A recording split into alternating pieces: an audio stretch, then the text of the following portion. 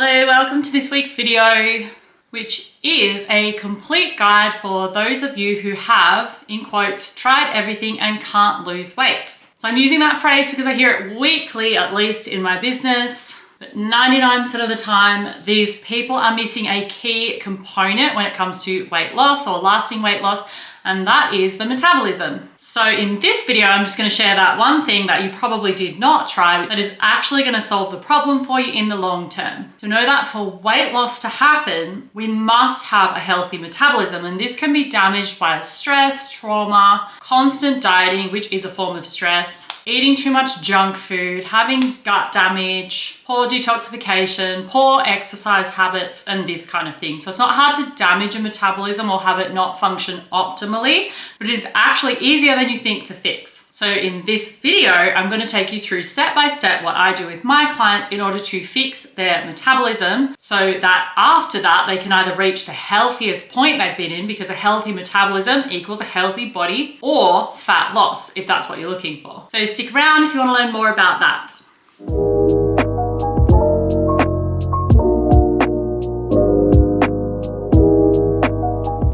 So firstly, what we want to do is establish if you have actually tried everything to lose weight. So mostly when people say that, it means they've tried 8-week challenges, they've tried fitness model apps, they've tried, Pilates, they've tried keto, they've tried vegan, they've tried isogenics, or every single thing that they can think of that will get the weight off as soon as possible is what people mean when they say, I've tried everything and I can't lose weight. Everybody can lose weight, and in order to lose weight, this has to be corrected. So my first question for you, if this is what you believe about yourself, is have you tried a measured, slow, and controlled approach aimed at optimizing your metabolism over time?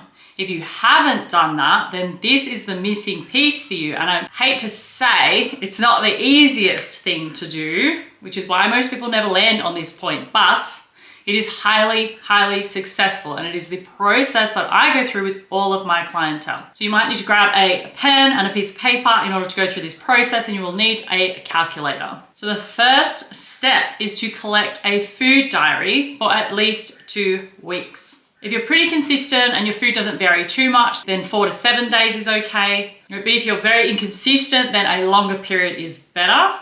And you can do this on MyFitnessPal, my Net Diary, or any other type of food tracking app if you have one. And then you want to average out the calories you've been consuming. So if you have tracked for 7 days, then what you want to do is grab all 7 days, add up the total calories that you've reached, or kilojoules if that's your measurement you're using. And then you want to divide that by 7. And then that is the average calories that you were consuming. And you want to write that down. So note that you will have to do this in the future. So just watch the video through so you get a picture of what's going on, and just make sure it actually is something that you want to do, because a lot of people are very resistant to this process. I've had clients come back to me years later after I've suggested it, wanting to do it, because they've then gone and tried everything and still haven't been able to lose weight. So eventually they go, all right, I understand, I have to fix my metabolism. And when they come back, they're all in. And it's a process that takes about 3 to 5 months. And it's actually the most liberating thing that you will ever do as a woman, especially if you've been struggling with your weight and your food for your entire life. So then your second task is to work out what is the lowest weight that you have been as an adult. So we're trying to get a lean body weight here. So if you've done a bodybuilding competition, for example, it is your stage weight. If you have done a weight loss process before, or you remember when you were younger how much you weighed, then that is the number that you want to use. Or alternatively, if you, let's just say you're someone who can't remember being under like 80 kilos, you've always had a struggle with your weight, then what you want to do is just use 65 kilos. You don't have to have a perfect number here. And with the 65 kilos, I personally, having put hundreds of girls on stage, have never seen anybody over 65 kilos at a low body fat. So use that number or the lowest number that you remember being as an adult. So, from 21 years onwards. And if you done that in kilograms, so if you're from Australia, then you want to times that by 2.2 to get your weight in pounds. And then now you want to multiply that number, so your weight in pounds, you want to multiply that by 16. So this would be your daily required food to maintain your weight if you are active. So assuming you're doing like 4 or 5 fitness-based sessions per week. And keeping in mind that every single person is different, I'm trying to give you a ballpark number here. The fourth step is that you want to compare that number, the goal number, so your body weight in pounds multiplied by 16, those calories, to the average calories that you got from your food diary and look at those numbers, see how they compare. Most of the time, the women that I see are eating about 30% less than that number. So then on my end, if they're eating that target number, then they are already ready for a fat loss phase. If they're maintaining their weight at those calories and they're eating them every day, their metabolism is healthy, they're good to go on a fat loss phase. And in order to lose fat, you would then take about 15 to 20% off those total calories, and that will give you a big enough deficit to lose about 400 to 600 grams per week. In theory, remembering everyone's different, okay? And if you're eating under that number, this means that you do not have an optimized metabolism. So from there, what you have to do is actually do what we call a reverse diet. And this is what I do with 9 out of 10 of my clientele. So it's very common. So a reverse diet is where you actively eat more calories day by day over a period of time to nudge your metabolic rate back up to where it should be. So if you've chronically dieted or you have too much stress, that metabolic rate will have plummeted. It's in a space where it believes that you are unsafe.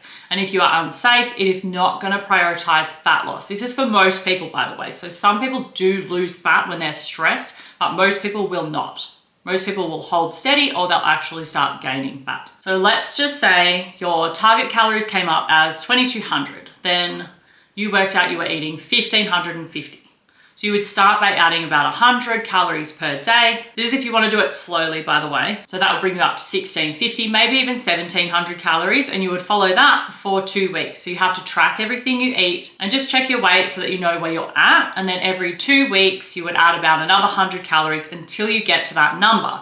And once you get to that number, in that case, 2,200 calories, then you want to stay there for like 3 or 5 months. Like the longer you stay there, the better. If you could stay there for 2 years, perfect, and you probably even lose weight in this process because you're lowering the stress on the body. Or if you want to go off a percentage, you would be adding about 5 to 10% more calories every 2 weeks. And then the last part of the process is that if you don't lose the weight you want to lose whilst on that process, sometimes you will, because a lot of the time women actually have quite a healthy amount of fat loss they want to lose. Like they might just want to get from 30% to 25%, and just correcting the metabolism and actively eating properly every day and fueling yourself properly, especially if you're eating really highly nourishing foods, Mother Nature's foods, you might actually find that your weight will come down through that process just because you're healthier now. But if it doesn't, then what you would have to do is start a fat loss phase. And to do that, once again, you're just taking away 15 to 20% of your daily calories, but you have to have been on that top number for at least 3 months, and you're eating those lower calories every day. So by now, your body should be out of stress mode. So when you're actually eating enough food, and I would never start a fat loss phase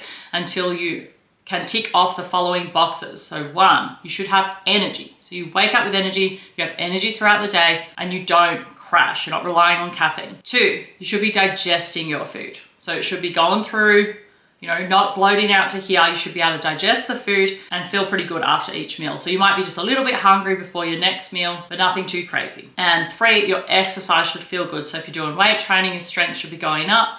If you're doing running or something like that, then you should be feeling good while doing that. And 4thly, your sleep should be really good. So all of those things will correct when your metabolism is really healthy. And you'll have a lot of mental energy too, so less brain fog and fatigue. So you should be feeling good. Like if you haven't hit that point in your reverse diet where you're like, oh my God, I can't believe I tried to limit calories my entire life when I could have felt this good and eaten this much. If you haven't reached that point, you have not succeeded yet in your reverse diet.